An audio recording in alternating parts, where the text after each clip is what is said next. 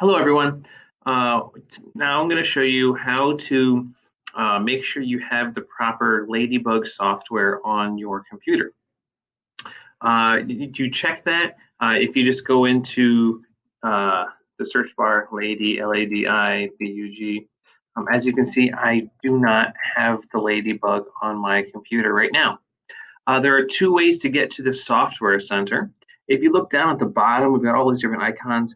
This one right here is the Software Center. If you click on it, you can click Open Software Center. Another way to go is to type in the search, software, and we can just open up the Software Center app. So as it's coming up, a couple of things that you're going to be able to see. Number one, we have new applications that are popping up. Oh, the new Ladibug 2.3.0. So nice. Anyway, so this is what we will be installing.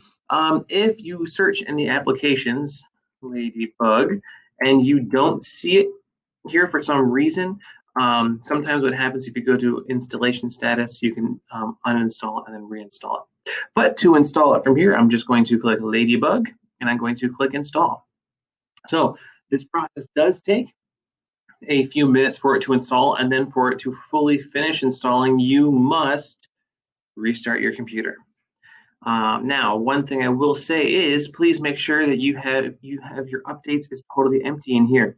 There was a second update that was pushed out earlier this week, so it may saying a restart is necessary over here on the right-hand side under status. So if you restart your computer when you are installing Ladibug, there we go. If you restart your computer when you do this, it'll do both all at the same time. If you have any questions, please feel to reach out to your LRC director or instructional tech specialist.